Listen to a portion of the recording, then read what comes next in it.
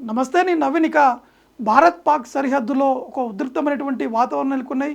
సరిగా రాత్రి 8:50 ప్రాంతంలోనే ఒక్కసారిగా పాక్ సంబంధించినటువంటి డ్రోన్స్ కావచ్చు, వారికి ఉన్నటువంటి మిజైల్స్ ద్వారా కూడా జమ్మూపై కూడా దాడి చేసినటువంటి సంఘటన చోటు చేసుకుని వెంటనే భారత సైన్యం కూడా అప్రమత్తమై వాటిని తిప్పికొట్టేటువంటి ప్రయత్నం కూడా చేశారు. కానీ ఇందులో ఒక కీలకమైనటువంటి అంశం కూడా మనం చెప్పుకోవచ్చు.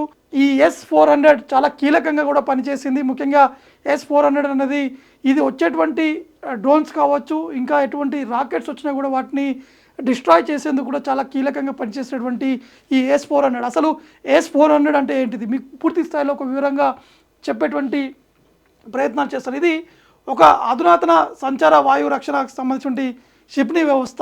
ఇది ఏ విధంగా పనిచేస్తుందంటే ఖచ్చితంగా ఇది దాదాపు కొన్ని కిలోమీటర్ల మేరు ఏదైనా శత్రు దేశాల నుంచి ఏదైనా మిసైల్స్ కానీ ఇంకా డ్రోన్స్ కావచ్చు, రాకెట్స్ కావచ్చు, ఏవైతే వస్తాయో వాటిని అక్కడనే డిస్ట్రాయ్ చేసేందుకు కూడా ఇది చాలా కీలకంగా పనిచేస్తుంది. అసలు ఈ S-400 అంటే ఇది ఇతర దేశాల నుంచి అంటే రష్యాతోటి ఒప్పందం చేసుకొని దాదాపు 5 S-400 కూడా భారత్ కూడా ఒప్పందం చేసుకోవడం జరిగింది. మొదటి దశలో 3 S-400 కూడా ఇక్కడికి చేరుకోవడం జరిగింది. ఇందులో ముఖ్యంగా ఇది యుద్ధ విమానాలు, దాంతోపాటు డ్రోన్లు, క్రూజ్ క్షిపణులు, దాంతోపాటు బాలిస్టిక్ క్షిపణులను వాటిని ఎక్కడున్నా సరే గుర్తించేటువంటి సామాగ్రిగా ఉంటుంది. దీనికి సంబంధించినటువంటి టెక్నాలజీతో వాడుతూ ఇది ఎక్కడి నుంచి ఏ మూల నుంచి వచ్చినా కూడా ఖచ్చితంగా ఇది S-400 కూడా గుర్తిస్తుంది. కాబట్టి ఈరోజు జరిగినటువంటి ఈ కాల్పులు కావచ్చు, ఫైరింగ్ చేసినటువంటి సమయంలో భారత్పై విడిచిపెట్టినటువంటి ఆ డ్రోన్లను కూడా ఇవి పూర్తి స్థాయిలో డిస్ట్రాయ్ చేసినటువంటి సందర్భం నెలకొంది. ఇక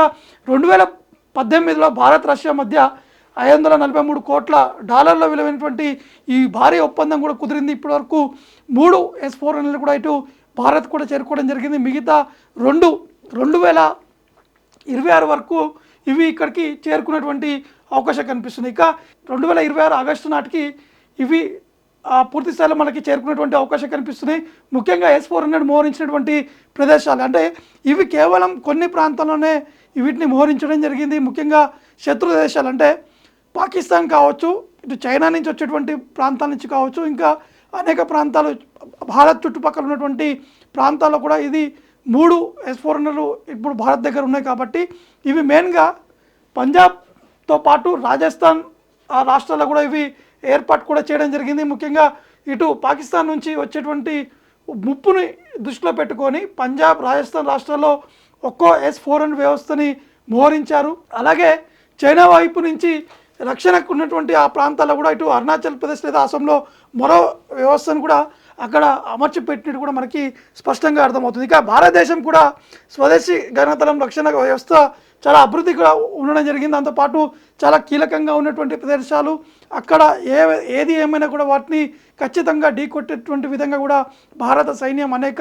ప్రయత్నాలు కూడా చేపడుతున్నటువంటి సందర్భం నెలకొన్నాయి. ఇక దీనికి సంబంధించినటువంటి అంశాలు చూసుకుంటే ఒకసారి DRDO సంబంధించినటువంటి అభివృద్ధి కావచ్చు, అక్కడ చేస్తున్నటువంటి పనులు ఈ వ్యవస్థ 150 నుంచి 350 కిలోమీటర్ల పరిధినటువంటి అక్కడ ఉన్నటువంటి వాటన్నిటి కూడా గుర్తించేటువంటి విధంగా కూడా ఈ S-400 కూడా పనిచేస్తుంది. ఇక ఈ వ్యవస్థ కూడా స్టెల్త్ యుద్ధ విమానాలు, క్రూజ్ క్షిపణులు, డ్రోన్లను ధ్వంసం చేయగలదు. దాంతోపాటు సామర్థ్యం పరంగా ఇది S-400కు మరియు ఇజ్రాయెల్ అభివృద్ధి చేసినటువంటి ఐరన్ డోమ్కు కూడా ఇది పూర్తి స్థాయిలో కూడా సమానంగా ఉండేటువంటి అవకాశాలు కూడా ఉన్నట్టు కూడా తెలుస్తుంది. కాబట్టి S-400 అనేది చాలా కీలకంగా కూడా పనిచేస్తుంది. ఎందుకంటే శత్రు దేశాల నుంచి వచ్చేటువంటి డ్రోన్స్ కావచ్చు, ఇంకా అనేక విధంగా శత్రు దేశాలు భారత్పై దాడి చేసేటువంటి ప్రయత్నం చేస్తున్నారు. కాబట్టి వాటిని ఎట్టి పరిస్థితుల్లో అవి వచ్చే లోపే వాటిని పైనే గగనతలంలోనే డిస్ట్రాయ్ చేసేటువంటి అంశాల్లో కూడా ఇది S-400 చాలా కీలకంగా పనిచేస్తున్నట్టు కూడా మనకు స్పష్టంగా అర్థమవుతుంది. ఒకవైపు భారత్ పాక్ మధ్య ఒక ఉద్రిక్తమైనటువంటి వాతావరణం నెలకొన్నాయి.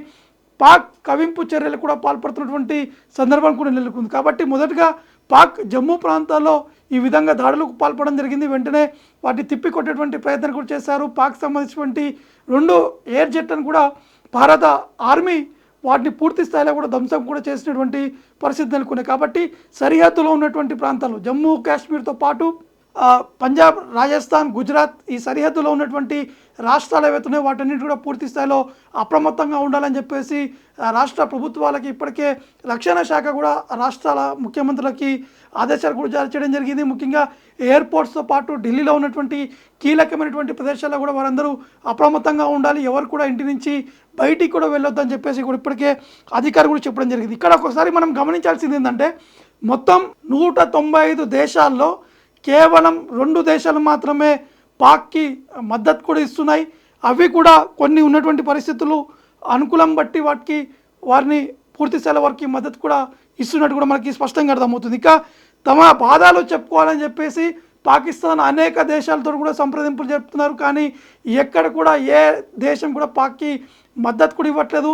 మరోవైపు బలూచిస్తాన్ లిబరేషన్ ఆర్మీ సంబంధించినటువంటి టీం కూడా దొరికిందే సందు కాబట్టి పూర్తి స్థాయిలో వారు కూడా పాక్పై దాడులకు కూడా దిగుతున్నటువంటి పరిణామాలు చోటు చేసుకునే ఒకవైపు పాక్ని బిఎల్ఏతో పాటు ఇటు ఇండియా సంబంధించినటువంటి భారత ఆర్మీ ధీటుగా వారికి సమాధానం చెప్పేటువంటి ప్రయత్నాలు కూడా చేస్తున్నాయి. ఇక ఏదేమైనా కూడా తమ సమస్యలు చెప్పుకొని ఖచ్చితంగా పాక్ ఏదో విధంగా ముందుకు వెళ్ళాలని చెప్పేసి ఆలోచన చేస్తున్నప్పటికీ పాకిస్తాన్ మాత్రం పూర్తి స్థాయిలో వారు కరివేపాకులో వేసినటువంటి విధంగా పాకిస్తాన్ని పూర్తి స్థాయిలో కూడా కరివేపాకులో పడేసేటువంటి విధంగా ఇతర దేశాలు కూడా వారికి బుద్ధి చెప్తున్నట్టు కూడా మనకి స్పష్టంగా అర్థమవుతుంది. కాబట్టి పూర్తి స్థాయిలో పాకిస్తాన్ని ఎట్టి పరిస్థితుల్లో దెబ్బ కొట్టేటువంటి విధంగా భారత్ చాలా వ్యూహాలు కూడా రచించడం జరిగింది.